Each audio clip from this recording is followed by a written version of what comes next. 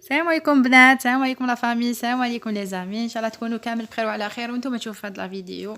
هاد لا فيديو حبيت نعطيكم واحد الدواء تخلوه في داركم. شوفوا، دواء لكل داء، يعني مذكور في القرآن اللي هو التين والزيتون. الغسالة تاع اليوم حتكون هاد الكرموس اليابس ولا التين المجفف. كي ديروه في زيت الزيتون. حبيت نقول لكم كامل وشنو هما الفوائد تاوعو، فوائد عظيمه، حنا من بكري كنا نديروها.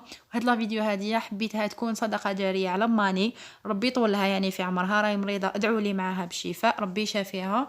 حبيت هاد لا فيديو هاديه نخليها لها كصدقه جاريه، نيمبورط كل واحد يشوف لا فيديو هاديه يدعي لها، الى طال عمرها ربي يطول لها في عمرها، الى ماتت تدعو لها ربي يرحمها.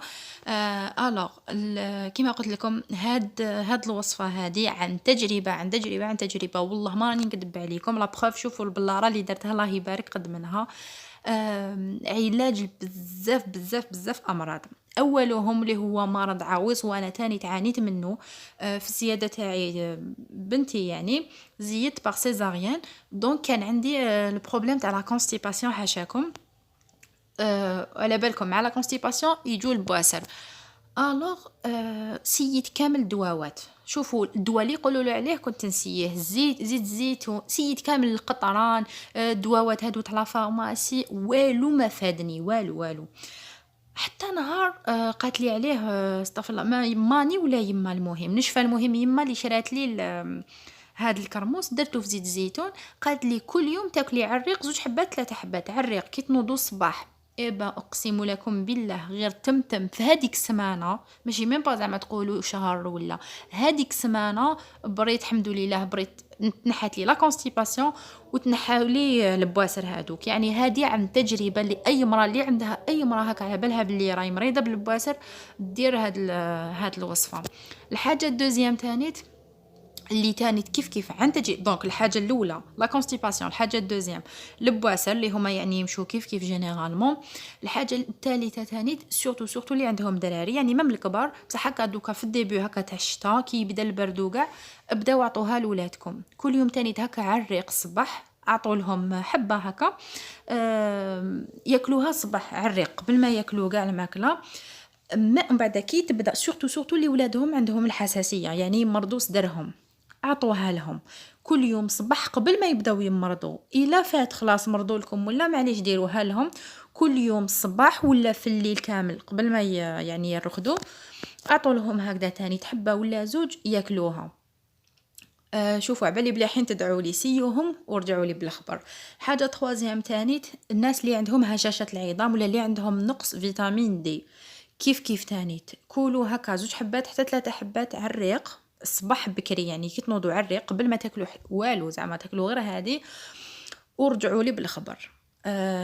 دونك لا كونستيباسيون، البواسر، الحساسيه ولا الدراري اللي يسعلوا السعله اون جينيرال ولا اللي مرضوا صدرهم، و تاني اللي عندهم هشاشة العظام ولا لو مونك تاع لا فيتامين دي. شوفوا الاخر تاعكم اني كو شفتوا معايا في لا فيديو، تشدوا الكرموس اللي يابس، انا هذا عطاته لي يعني عجوزتي ربي يطول في عمرها.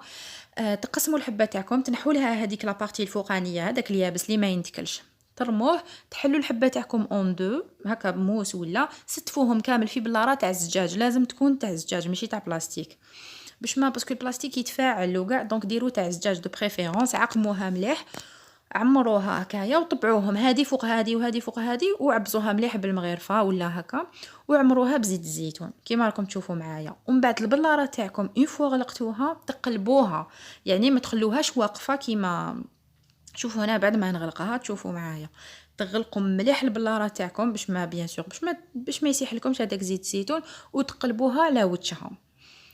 فوالا كيما راكم تشوفوا معايا هكا، وخلوها حبيتو في الفريجيدار، سينو خلوها على برا برك، ماشي لولا دوكا الشتا دونك ما يفسد لكم ما والو، ميم سي تخلوه برا ما يصرالو والو. اللي يحب ياكل يحل الباطه هذيك الاخرى، هذيك لازم ياكلها بالزيت تاعها، ماشي تقطروا لها كامل هذاك الزيت وتاكلوها، لا لازم تكون مغمسه مليح في الزيت.